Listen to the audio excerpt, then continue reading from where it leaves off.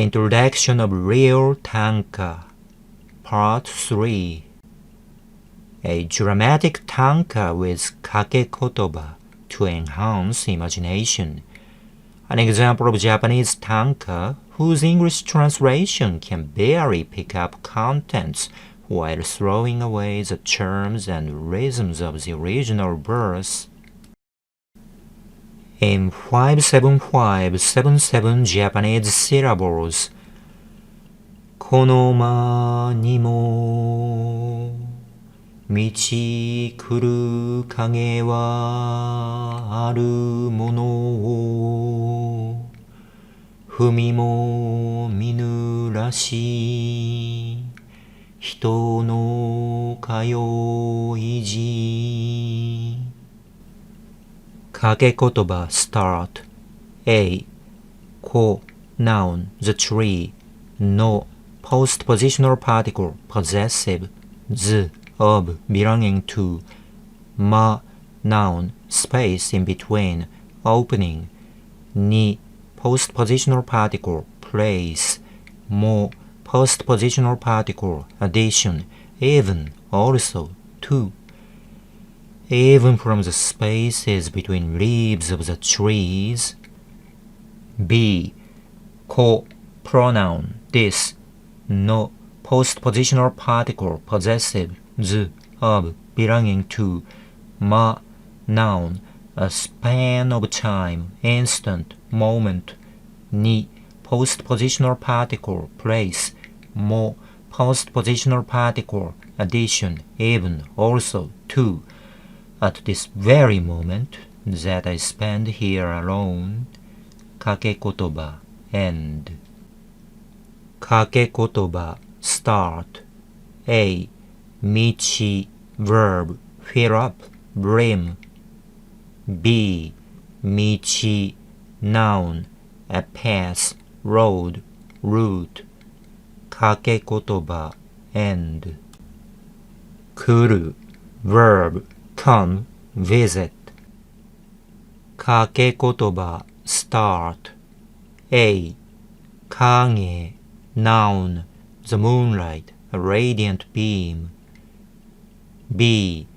Kage, noun, bliss, benevolence, benefaction. C. Kage, noun, the shadow of somebody or something. Kake Kotoba, end. Wa, postpositional particle, subject. Aru, verb, exist. Mono, postpositional particle, concession. Also and yet, all the same.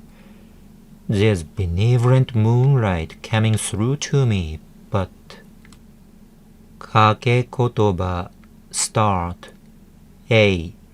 Humi, verb, tread, walk on the street. Mo, postpositional particle, emphatic, even. Mi, verb, try, ing. Nu, auxiliary verb, negative, not. Rashi, auxiliary verb, supposition, I suppose, apparently. Hito, noun, a man, my lover. My lover would not try treading the moonlit pavement to visit my room, it seems. B. Humi, noun, a letter. Mo, postpositional particle, addition, also, to, is. Mi, verb, see, look at. Nu, auxiliary verb, negative, not. Rashi, auxiliary verb, supposition, I suppose, apparently. Hito, noun, a man, my lover. My lover doesn't seem to even take a look at my love letter either. Kake Kotoba, end. No, postpositional particle, possessive, z, of, belonging to. Kayoiji, noun, a beaten path, the regular route to somebody or something. The moonlit but untrod path to my solitary room.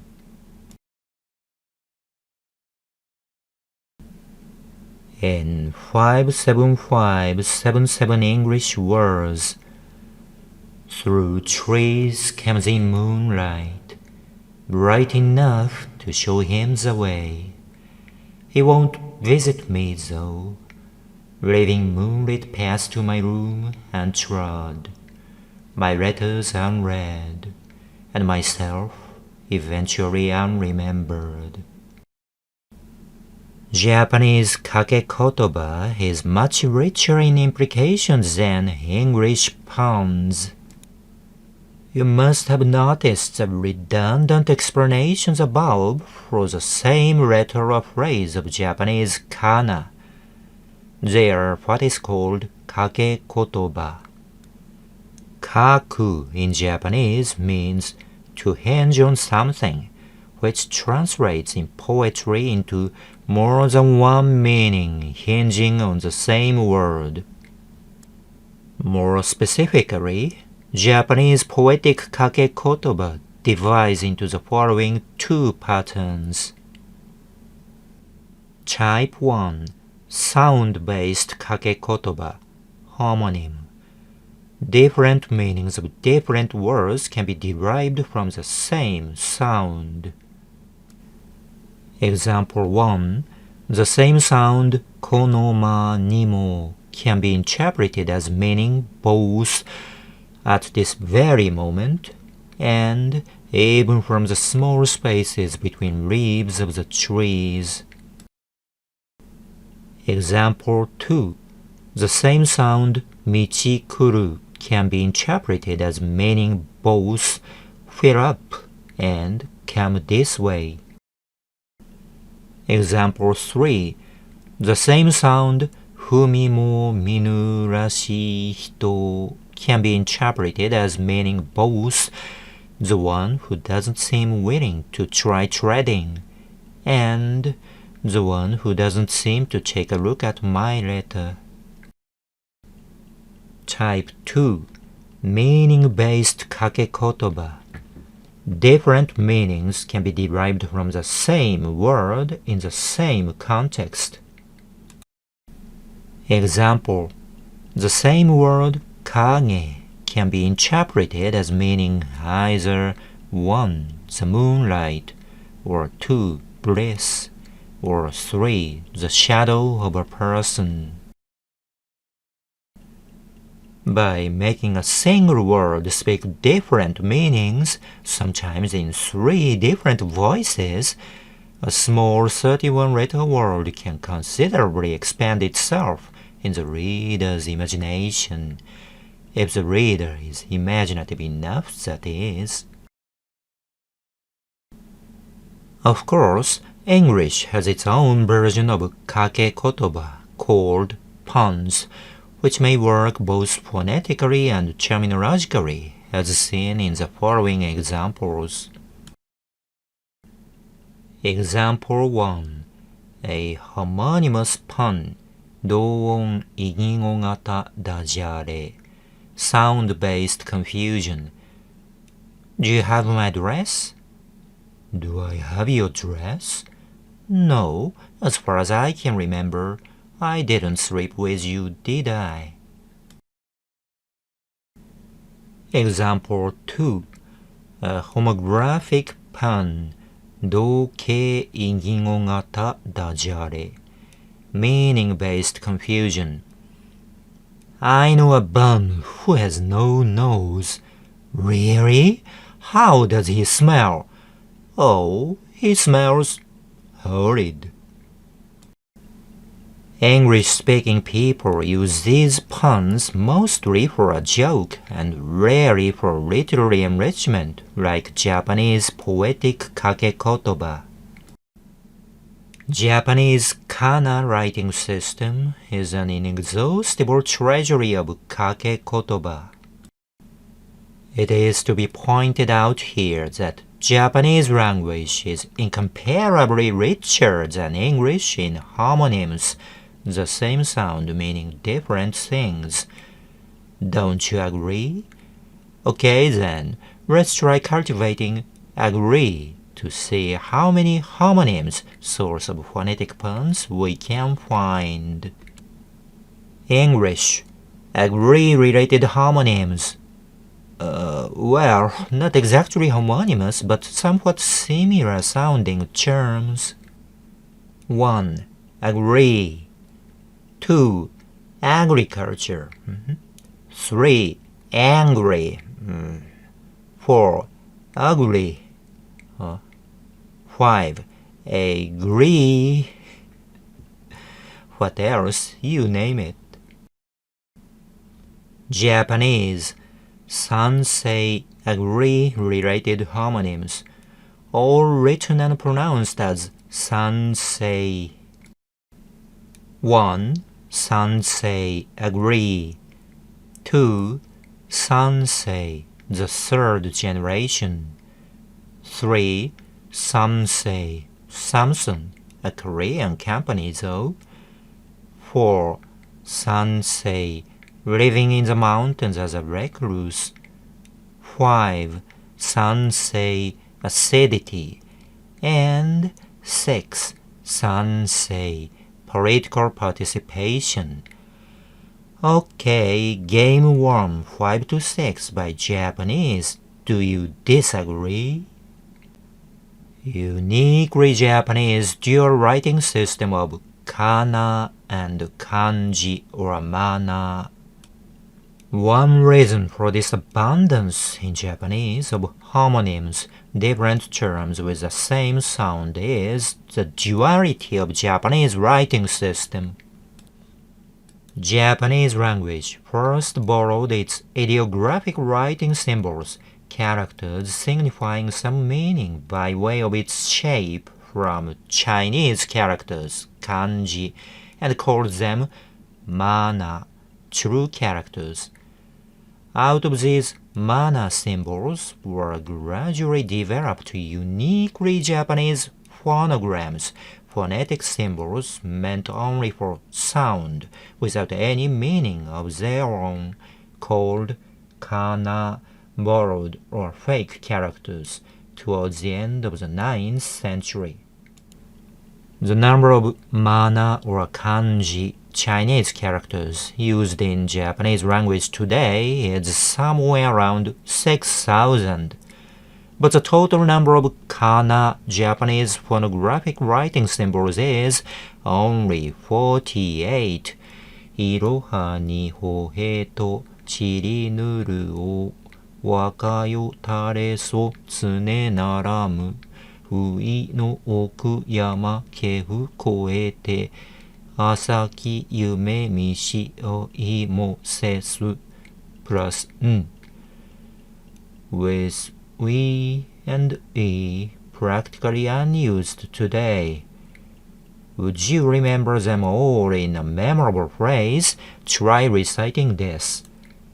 色は匂えどちりぬるを我が世たれぞ常ならんういの奥山木を越えて朝き夢みじ酔いもせず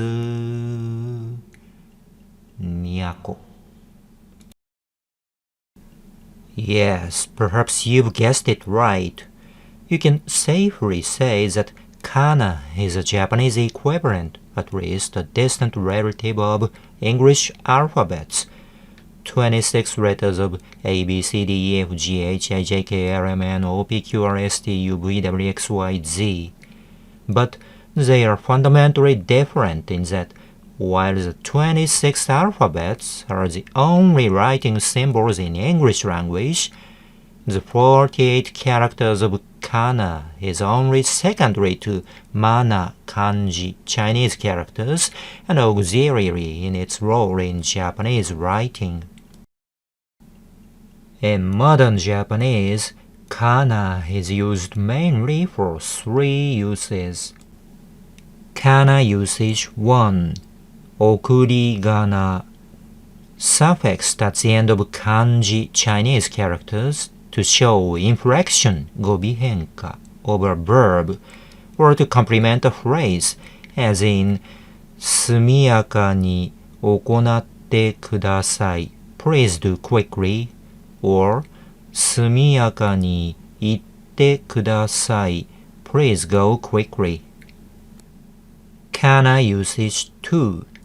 kana書き used in the place of kanji Chinese characters, especially by illiterate or hardly literate people, or adequately literate but rather hurried or too much drunken people when they can't hit upon what Chinese characters to use, as in 速やかに行ってください. Kana usage 3.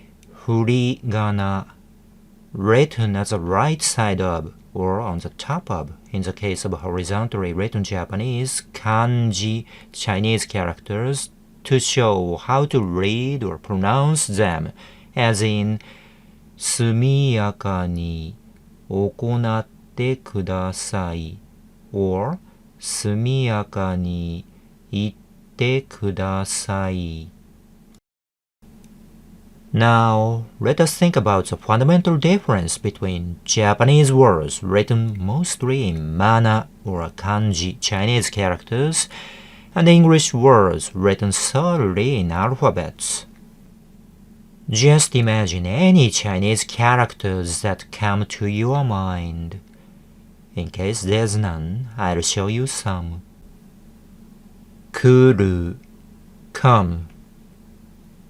訪れる visit とどまる stay 去る leave 行く go 別れる part. Now that you've seen these Chinese characters with your own eyes, you can now evidently see the fact that Chinese characters are a kind of graphic icons, in the sense that their meaning is visually conveyed through their own shape, while English words composed of alphabets have no such graphical message at all. Take 分れる part, for example. In Japanese, a single Chinese character of 別 or 分れる itself will suffice to stand for its meaning of parting, even without the following 送り仮名れる. But in English, you have to carefully examine the whole set of alphabets to confirm its meaning as part.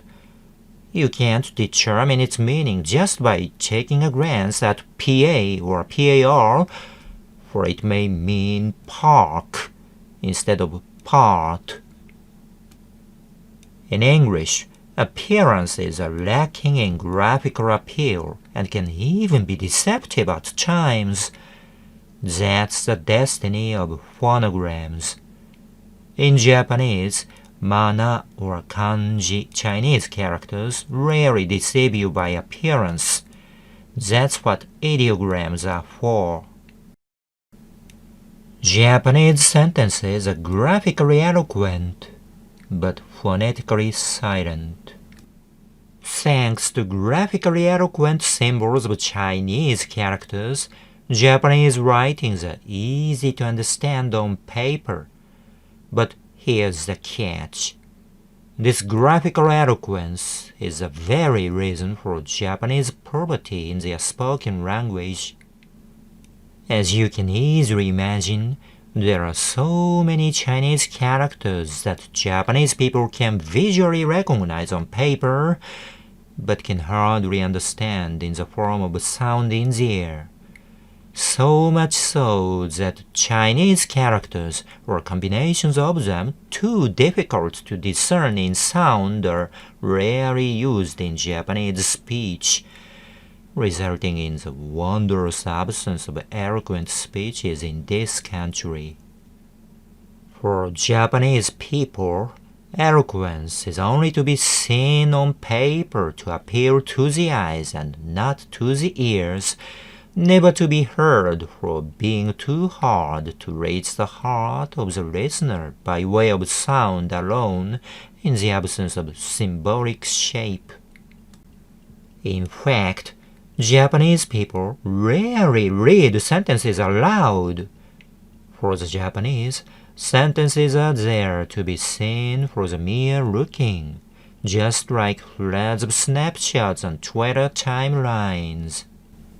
In logical consequence, the Japanese are relatively poor at reading or writing or understanding substantially rich sentences and concepts. And the most serious linguistic side effect of this Japanese propensity for silent reading habits of visually eloquent characters on paper is, yes, you perhaps know it too well, that Japanese people rarely read English sentences aloud. Hence, their utter inability to properly speak English. When they refuse to utter a word of English, how could they hope to cope well with a sentence, let alone ride on the tide of rhythm and logic? For English-speaking people, sentences on paper are exactly like musical scores, a stream of ciphers only to be decipherable by being converted to sound, by playing on the piano or by reading aloud. For the Japanese, sentences are pictures, not music, something meant to be seen, not heard or spoken. Believe it or not, rarely do they dream of reading aloud Shakespeare's plays. Thus it is that the sentences Japanese people write on paper or computers, especially when relying upon such powerful academic aids as online dictionaries or automatic kana-kanji transfer systems, tend to become too difficult or too pedantic to be becoming for the writer's character or intelligence, all due to the great iconic power of this eloquent ideogram, mana, or kanji, Chinese characters. Graphical images are much harder to make than alphabetical codes. Chinese characters as graphical icons are very easy to recognize, but quite hard to create. You should know the difficulty if you have the experience of ever trying to create some avatar of your own from scratch on your computer screen with the aid of some graphic software. Just imagine how difficult it was to create thousands of Chinese characters out of pure graphical imagination. As I told you, the number of Chinese characters used in Japanese language today is just about 6,000. This is considerably small in contrast to the possibly infinite number of English words that can be easily created as any given combination of alphabets. To get over this difficulty of genesis, Chinese characters employed modular creation system, small composing units borrowed from other Chinese characters being combined to create a new Chinese character, as seen in the following examples. 1. Ki or moku, a single tree. 2. Hayashi or rin, a small group of trees, a grove. 3. Mori or shin, a large group of trees, forests or woods. Limitation in the number of mana or kanji Chinese characters leads straight to profusion of homonymous kana belonging to the same sound, thence to rich poetic illusion of Kake Kotoba. The modular creation system of Chinese characters also meant that the same or somewhat similar sound should be used in words using the same composing unit. The sound of rin or rin or rin or rin or rin are all understandably rin, echoing the original pronunciation of their mother term rin.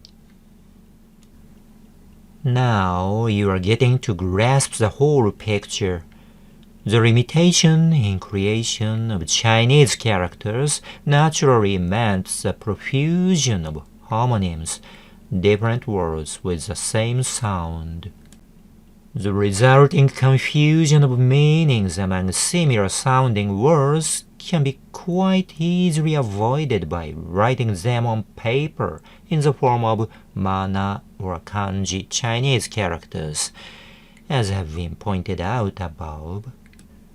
But wait, just avoiding confusion and mistakes is a mathematician's business. A poet is not so much a mathematician or logician as a magician or illusion artist, whose literary business it is to invite readers into a world of calculated chaos, thence to some new meaning beyond the normal use of words or ordinary imagination of humans. Here enters kana, a tanka creator's magic wand. By consciously avoiding the use of mana or kanji Chinese characters, which will appear by their own graphical shape to lead the reader's focus of thought to a fixed destination, Japanese tanka will try to create magic on the strength of the equivocal power of kana, where there can be more than one meaning generated out of those magically evasive and prolific semantic springs called Kake Kotoba. That is the fundamental reason why traditional Japanese tanka poems are written exclusively or mostly in kana, with few or no mana or kanji Chinese characters. Some people mistakenly think that the predominance of hiragana in tanka is due to the historical fact that it was initially popular among Heianese women who had little or no knowledge of mana or kanji Chinese characters and solely used kana in their writings.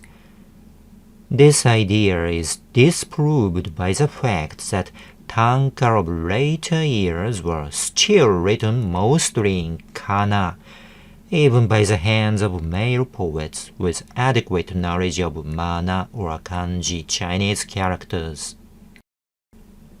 Dai, vicarious fun or cheap sham. Apart from the abundance of Kake Kotoba, my example poem above has one more characteristic typical of traditional Japanese tanka poetry. Can you imagine the character, more specifically the gender of the dramatist personae? The answer is woman. It's a tale of feminine woe. Forget about the actual gender of the poet who's writing this. Male, in case you are curious. Just focus on the imaginary circumstances depicted in the poem. The person in the poem seems to be sitting in a room looking outside, focusing his or her attention on the moonlight coming through the leaves of the trees in the garden. Why? Is that person an ardent stargazer? That's impossible, for those interested in stars would be watching up at the night sky instead of looking vacantly at moonlight oozing through leaves of the trees in the garden. Why does the person say, "Even moonlight comes to me, filling up the garden through small spaces between leaves of the trees," at the same time insinuating someone should be on the way to someone at this very moment, by the cleverly woven Kake Kotoba of この間にも道来る影はあるもの. Is the person waiting for someone to come to his or her room at night? If so, it must be an appointed visit from a sweetheart, for it's a nightly rendezvous in his or her room, not a social lunch in a street cafe. Since the poem sounds rather pessimistic, the sweetheart that the person in the poem is waiting for has not arrived yet, or even doesn't seem to arrive anymore. Has he or she forgotten about the appointment? Or was it an appointment at all? Did he or she promise to come and visit the person for the night?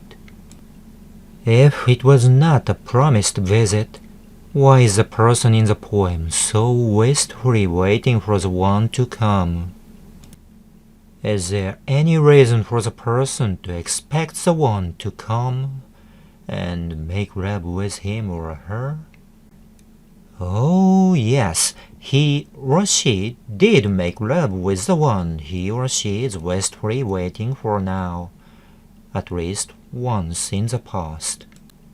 But judging from the pensive mood of the poem, the amorous feeling does not seem to be mutual now.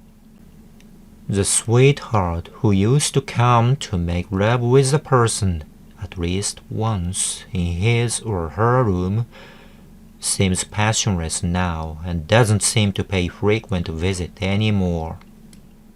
He or she doesn't visit the person at night as frequently as before when their love was still fresh, while the moonlight will never cease to come filling up the garden even through the small spaces between the leaves of the trees.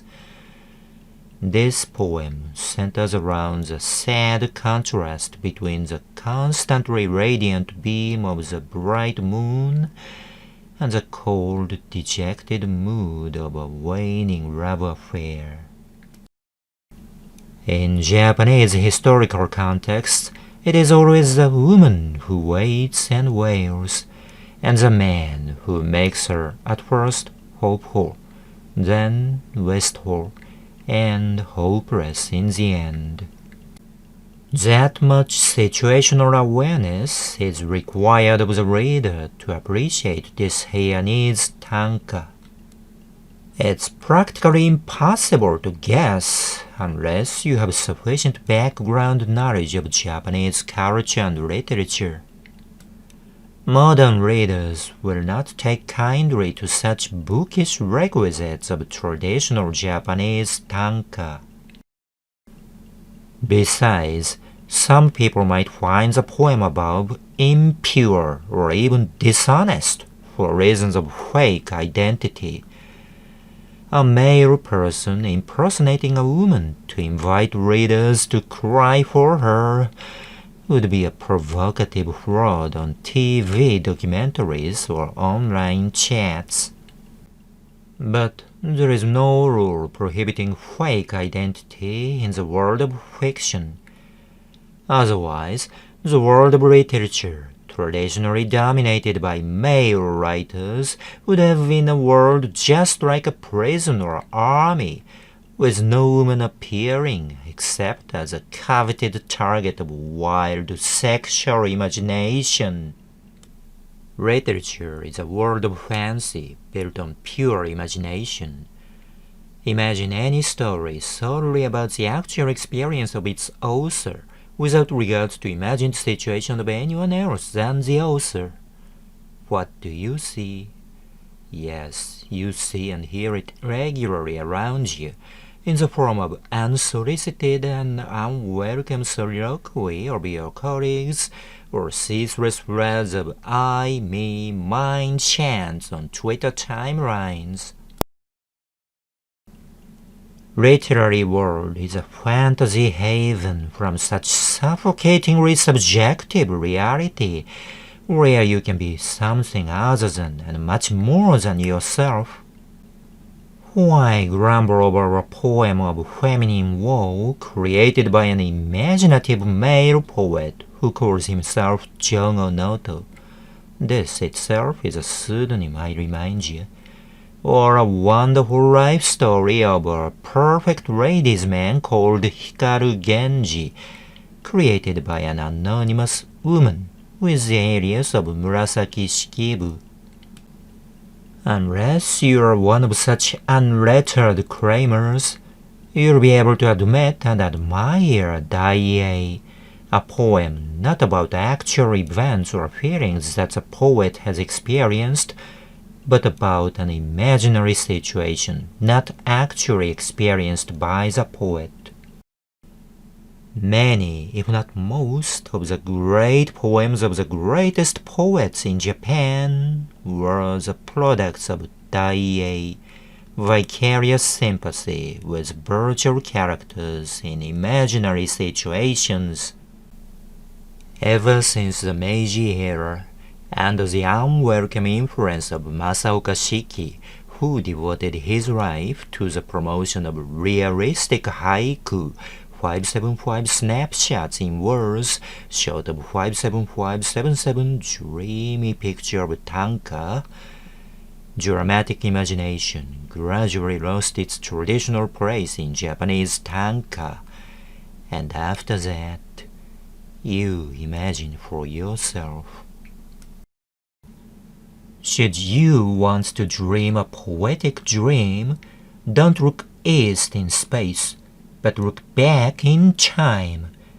800 years is no barrier for you, for the world of fancy is timeless and ever fresh in the reader's imagination.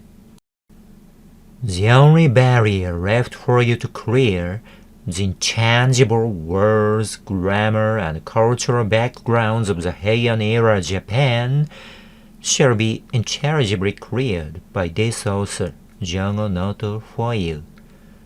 Beautiful dreams for only those who would dream.